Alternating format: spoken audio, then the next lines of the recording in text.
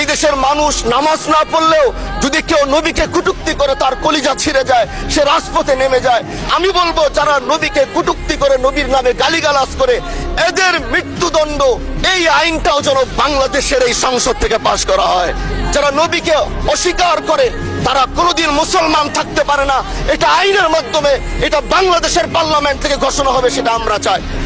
আজ দাঁড়িয়েছি, হয়তো আমার কথা অনেক লম্বা, আমি জানি না আপনি আমাকে সময় দিবেন কিনা, কিন্তু আমি বলতে চাই মাননীয় স্পিকার, আমরা যেই জায়গা থেকে দাঁড়িয়েছি, বাংলার 30 থেকে 40 লক্ষ উলামায়ে কেরাম আমাদের দিকে তাকিয়ে রয়েছে, কারণ তাদের কণ্ঠ, তাদের সে আওয়াজগুলো আমরা যেন জাতীয় সংসদ থেকে দিতে পারি।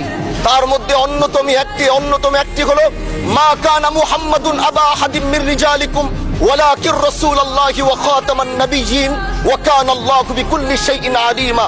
আপনি জানেন নবীর পরে আল্লাহর নবী হচ্ছে আমার ইমানের অংশ, আমার ইমানের পার্ট। তিনাকে ভালোবাসা, তিনার উপর ইমান, এটা আমার ইমানের অংশ। তিনি আমার শেষ নবী, যেটা কোরআন ঘোষণা দিয়েছে। নবীও বলেছে আনা খাতামুন নাবিয়্যিন আলা নাবিয়্যা বাদি, আমি শেষ নবী, আমার পরে কোনো নবী আসবে না। কিন্তু মাননীয় স্পিকার, দুঃখের সাথে বলতে হয় বাংলাদেশের এরকম একটি পার্ট রয়েছে, যেই পার্টের এক অংশ মানুষ তারা নবীকে অস্বীকার করে, তারা মুসলমান দাবি করে, এবং এই বিষয়ে অনেকের ধারণা আছে, তারা জানে। এই আন্দোলন করতে গিয়ে অনেক মুসলমানকে রাস্তায় শহীদ হতে হয়েছে, আন্দোলন করতে হয়েছে। স্বাধীনতার পর থেকে আজ সে আন্দোলন চলছে, কিন্তু আজও পর্যন্ত সেটা পাইনি। আমি মাননীয় প্রধানমন্ত্রীকে বলবো, আপনি বাংলাদেশে একটি ইতিহাস রচনা করে যাবেন। আপনার মাধ্যমে যদি এটা স্বীকৃতি পায়, যারা নবীকে অস্বীকার করে তারা কোনোদিন মুসলমান থাকতে পারে না, এটা আইনের মাধ্যমে, এটা বাংলাদেশের পার্লামেন্ট থেকে ঘোষণা হবে, সেটা আমরা চাই।